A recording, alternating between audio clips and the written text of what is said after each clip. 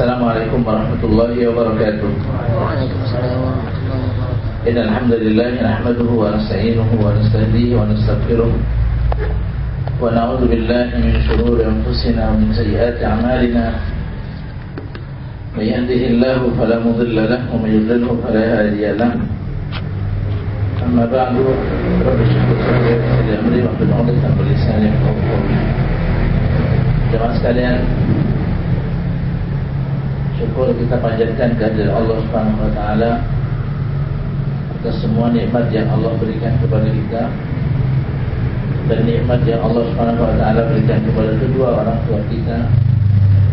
Kita berdoa mudah-mudahan Allah Subhanahu wa taala memberikan kekuatan kepada kita untuk mensyukuri semua nikmat itu, baik nikmat yang Allah berikan kepada kita atau nikmat yang Allah berikan kepada kedua orang tua kita.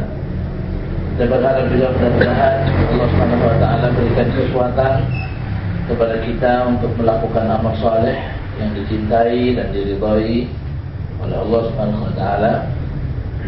Dan semoga Allah akan memasukkan kita dengan rahmat-Nya ke dalam kelompok hamba-hambanya yang saleh.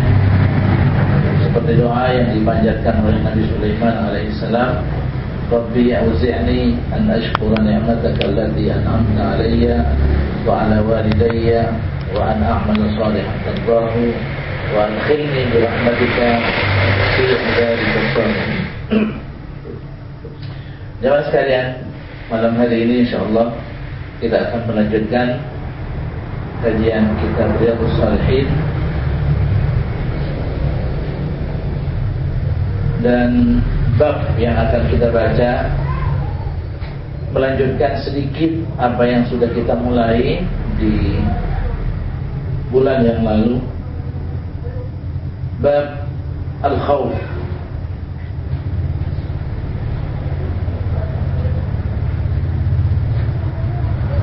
Al-Imam An-Nawawi menyebutkan beberapa atau banyak hadis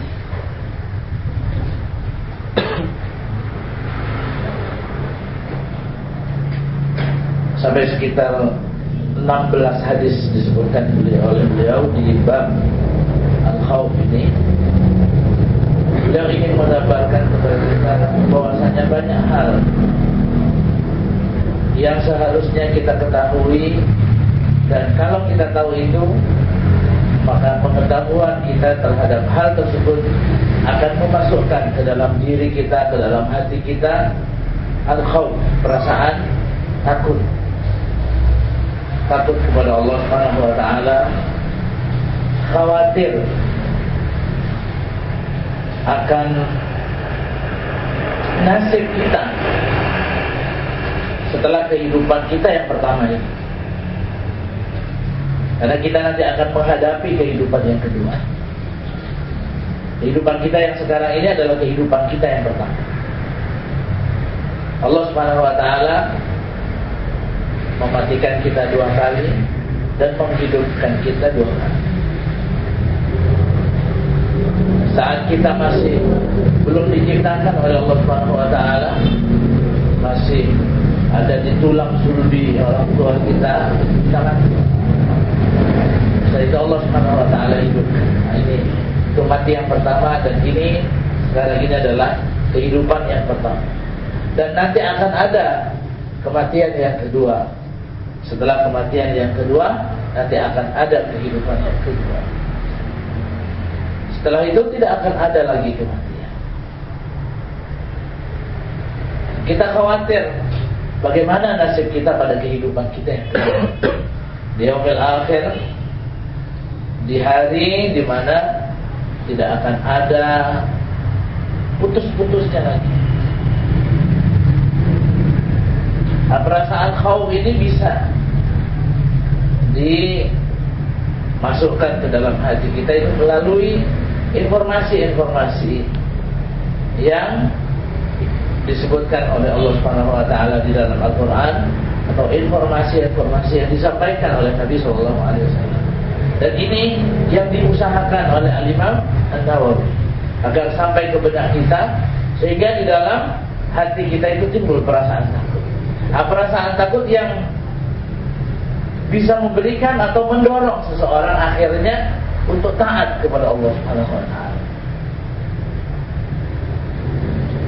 Dan Allah Subhanahu wa taala membuat manusia bisa taat, melakukan sesuatu karena ada perasaan takut. Kita dalam kehidupan kita kurang lebih seperti itu. Kita khawatir, ya, kita nanti dimasukkan oleh Allah Subhanahu wa taala misalnya ke dalam azabnya, ada perasaan khawatir semuanya. Takut, kita tidak mau. Dan memang Al-Imam An-Nawawi memilih hadis-hadis jamaah sekalian yang memang pas sebenarnya untuk kita jadikan sebagai bahan untuk kita tadabbur, untuk merenungi apa sebenarnya yang akan terjadi pada masa yang akan datang, sehingga kita bisa memposisikan diri kira-kira di mana posisi kita itu. Hari ini insyaallah kita akan membacakan beberapa hadis saja dari bab Al-Khawf sebagai kelanjutan, kemudian kita akan pindah ke bab berikutnya yaitu bab Ar-Raja. Ada sebuah hadis yang sekalian yang diriwayatkan oleh Al-Imam At-Tirmidzi dari Abi Barzah atau Abi Barzah Al-Aslami radhiyallahu anhu qala, dia mengatakan qala Rasulullah sallallahu alaihi wasallam, Rasulullah sallallahu alaihi wasallam bersabda, la tazul qadama 'abd yaumal qiyamah hatta yus'ala an umrihi fima afna wa an ilmihi wa an amalihi fima fa'al wa an malihi min aina kasabahu wa fima anfaqah wa an jismihi fima ablahu. Jadi tidak akan tergelincir kaki seorang hamba pada hari kiamat nanti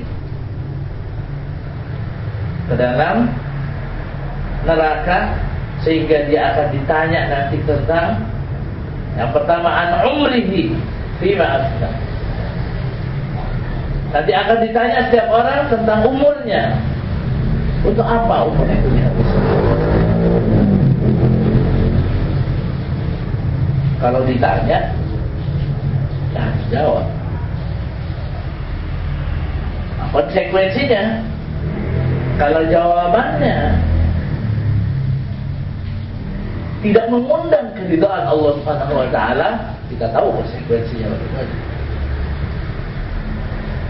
Dan alhamdulillah bahwa pertanyaan-pertanyaan ini diinformasikan oleh Nabi Shallallahu alaihi wasallam saat kita masih hidup. Sehingga kita bisa mempersiapkan amalan-amalan, ya, sesuatu yang akan bisa menjadi jawaban kita nanti di yaumil akhir. Nah, kalau nggak dikasih tahu dulu, kan? Nanti kita protes, saya nggak tahu kalau mau ditanyain begini. Artinya kalau ujian itu jamaah sekalian, kita udah dikasih kisi-kisinya. Ya tergantung kita. Mau persiapan buat menjawab atau tidak?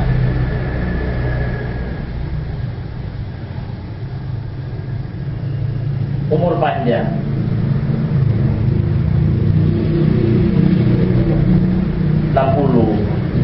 atau mungkin kurang atau mungkin lebih dari itu yang diberikan oleh Allah Subhanahu wa taala, dibagi menjadi bulan-bulan, dibagi menjadi pekan-pekan, dibagi menjadi hari-hari. Kemudian hari-hari itu dibagi menjadi jam. Kalau mau menjawab jamaah sekalian, jangan jawab 70 tahun ngerjain apa, susah kan? Ya.